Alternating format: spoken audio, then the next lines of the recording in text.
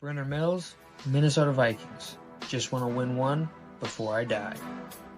Dalton Zongrecker, Dallas Cowboys. Just trying to earn a little respect.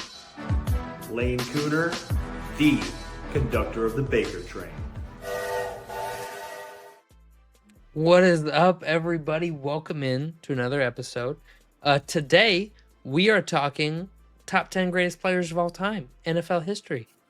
I'm going to give my list. Spoon's going to react, and then we're going to talk about what players were left off the list, what players should be on the list.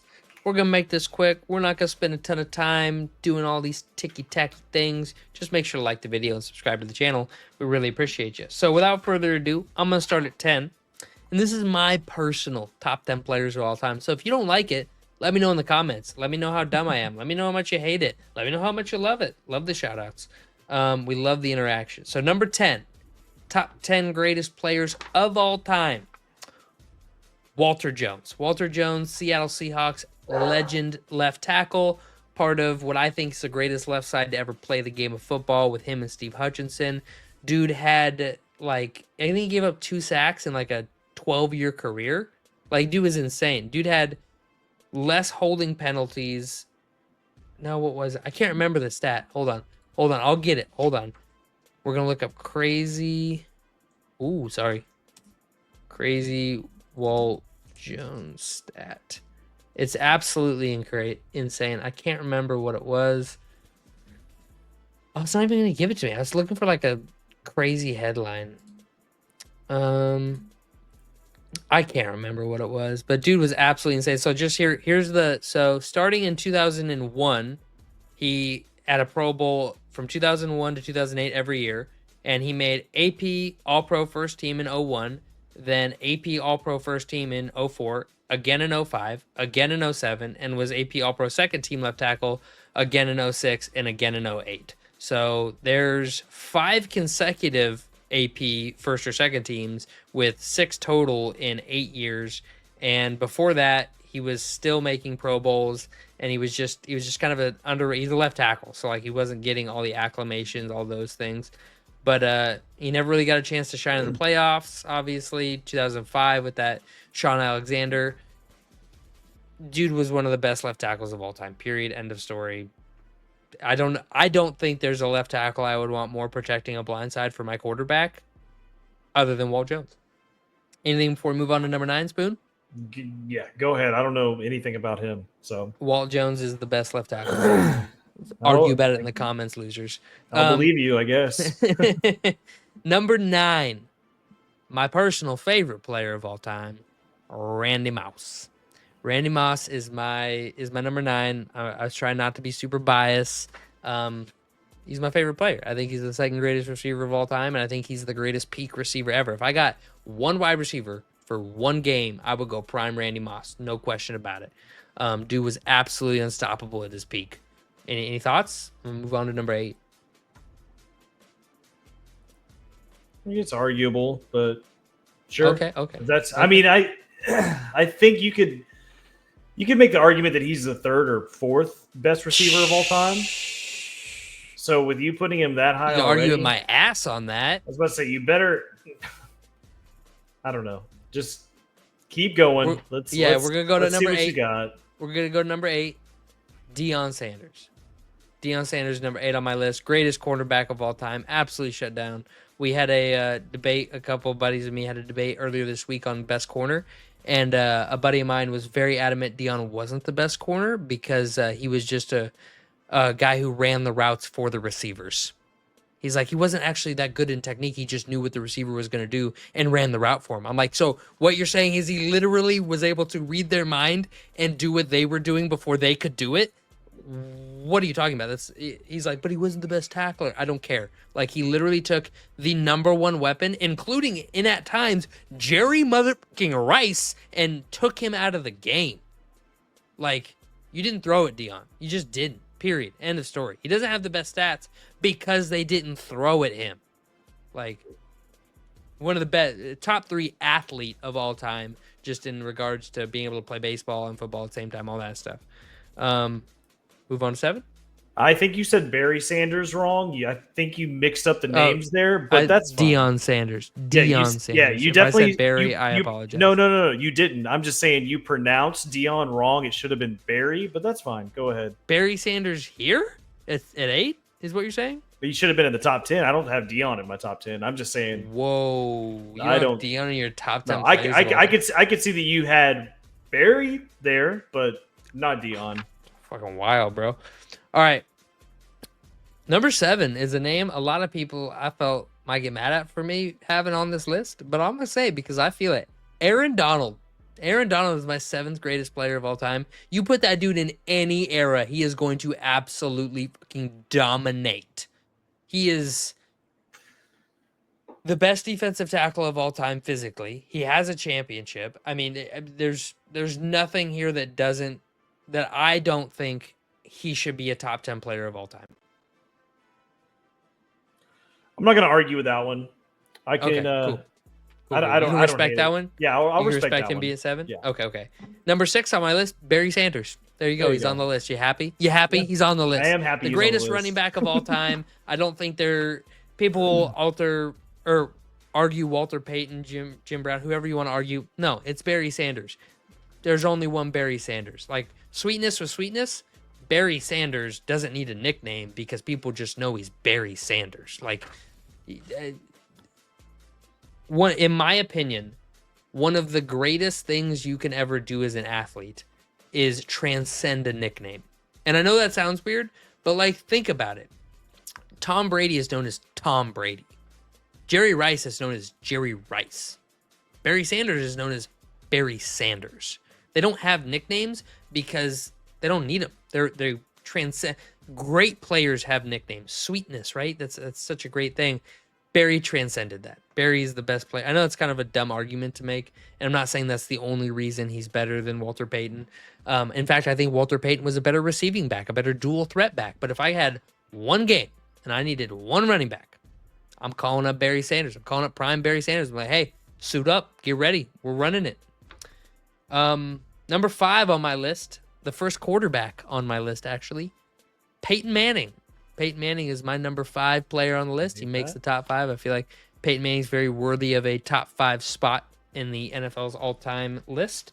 I know, maybe I'm being a little biased to the more recent years, and you can go back all the way to Johnny Unitas and be like, but look at all the things these people did. That's great. That's awesome. Peyton's still above him. Peyton Manning was, in my opinion, the first guy that I watched play football, and I was like, how does he know what they're going to do before they do it? That's crazy. He knows what all 11 dudes on defense are going to do before the ball's even snapped. Number 4, another quarterback, the former GOAT, Joe Montana. Joe Montana, more rings than Peyton. He was the GOAT before Brady was the GOAT. I feel like he's still above Peyton in that aspect. I never felt like Peyton was greater than Montana. I still see Montana as a little better than Peyton, and I mean, they're really very close to each other on this list. I'm splitting hairs here. You know what I mean? It's not a huge gap there. Number 3, and the number 3 spot is a little debatable with number 2, Jerry Rice. Jerry Rice is my number 3 player of all time. I don't hate that. He's definitely top 3. Yeah, he's definitely top 3, but he got to play with Montana, so I feel like that pulls back just a little bit. Like, we'll never know, was Jerry Rice because he was Jerry Rice, or was Jerry Rice because he had Joe Montana? Or was Joe Montana because he had Jerry Rice, or was Joe Montana because he was Joe Montana? And obviously, Jerry then going to have success with Steve Young is also a big part of that, right? Jerry proved he could play without Montana. Montana never got the chance to prove that necessarily, so that's why I have Montana right behind Rice. Number 2, Lawrence Taylor. The greatest coach in NFL history has said this is the best player in NFL history several times, and he also played with the number 1 spot on the list. Spoiler alert. So Lawrence Taylor, greatest defensive guy of all time. I look at him and Aaron Donald very similarly. Both, I feel, could be plopped in any generation of NFL football and absolutely fucking dominate the competition. It Doesn't matter how much bigger, faster, stronger. I mean, Lawrence Taylor, there's plenty of stories of Lawrence Taylor being coked out of his mind or drunk off his ass, playing in games, having 3 sacks in a game. Like, dude was an absolute animal. If you took that guy and put him in today's game and gave him modern medicine and modern coaching techniques, dude would be putting up 25 sacks in a season. Like, you got to take both sides into account. Yes, you know, he didn't have those same opportunities then, but if you gave him those opportunities, imagine how good he could be. And then number 1 on the list. Easy name. Thomas Brady. You can sit here and argue with the wall behind me, but you're not going to argue with me on this one. Tom Brady, the GOAT. And I'm going to have a little chit chat. Some people like say, well, Brady's not even the best quarterback of all time because, like, look at Prime Rodgers. Look what he was able to do. Look at this guy. Look at that guy. Brady is the best because he figured out a cheat code to the game. He figured out how to win. He knows the inner workings of the game so well that he figured out one vital key fact to winning. And that is, I can be a 5,000-yard passer and throw for 50 touchdowns and still lose the Super Bowl. I can be the best player in the world and still lose the Super Bowl. You know what I need to do? I need to take a pay cut. I can be as good as I want to be. I can be the best, and I am the best. But if I take a pay cut and the best gets to play with high talent, I can win too. And he did it. He did it before anybody else was doing it. There were guys, Kirk Cousins was making $28 million a year. Brady was making 20. Aaron Rodgers is the highest paid quarterback of all time. Brady's not. Brady played an extra decade so far on top of Rodgers almost. Okay, so like Brady was one of the most talented wide receiver or quarterbacks of all time. He proved it. He had 5,000 yards, 50 touchdowns. He had multiple MVPs. He was a top-end talent. He wasn't just a statue in the pocket that, you know, had amazing teams around him all the time. Sometimes he was just the best player in the world. But he also learned, hey, if I'm the best player in the world and I surround myself with talent by taking less money, I can win too, all the time. This is awesome. Yep. I get to be the best and I get to win. That's what makes Brady the best. That's what makes Brady the best. He learned that all he has to do is take a little less money and he can be the best. Yeah, I think you hit the nail right on the head with your top 3. I don't agree with your total top 10, but that's totally fine. That's here and there. Anybody could argue that, but is there anybody that you feel should be in the top 10 that I didn't mention? I think you could have put Walter Payton. You could have snuck him in at like 10, 9. Reggie White, you definitely could have snuck him in. Yeah, Reggie White could have been on the list. That's fair. That guy should be. You could have probably should be 10 on my list. Yeah, Reggie White could have. Maybe Jim Brown. That's up to you. Nah, but like, I mean, I think he was very important to the game, but the way the game, you can't. Jim Brown wouldn't have made a big difference in today's game, in my opinion. No, he played back in the 50s and 60s, bro. Like, you can't. Yeah, and I'm not saying he wasn't hyper athletic and couldn't run the football in today's game. The running back position just isn't as important in today's game, so I don't feel like it would make as big a difference. But Reggie White, 100% probably should have been in your top 10. That is fair. D tackles were important in the 70s. D tackles are important today. That's fair. That's fair. Stopping the run, clogging up middle, rushing the passer up the middle, and he was the best at it. He should absolutely have been on my list. I still think he's the 3rd best D lineman of all time. I would still put him at like 10. I would put Donald and Taylor above him, but he should. Oh, Taylor for sure. Probably Donald. You could argue Donald. Yeah, I don't hate it. I don't hate it. He's a great player. Yeah, I don't hate it either. Anybody else you want to throw out? If you guys are watching this, if you want to drop players I should have had in the top 10 down below, this is just a thrown together, cobbled up list. I didn't like deep dive NFL history for this list. This is just in my brain. I just picked my brain for a minute. I was like, who would I have in my top 10? And I was like, I wonder what Spoon would think of this. And I was like, well, let's make a video of it. So you could arguably switch Lawrence Taylor and Jerry Rice if you wanted to. Yeah, you absolutely could. And there was a time in my life in which I would have argued against it. And I would have said, dude, Jerry Rice over Lawrence Taylor.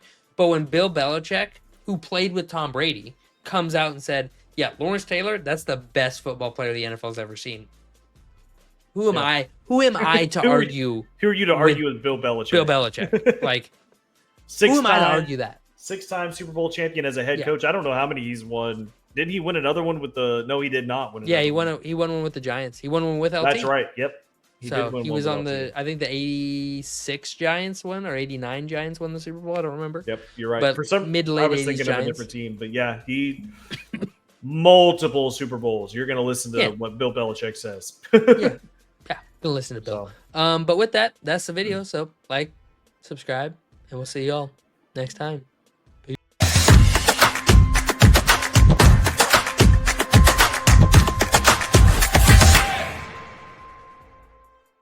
All right, you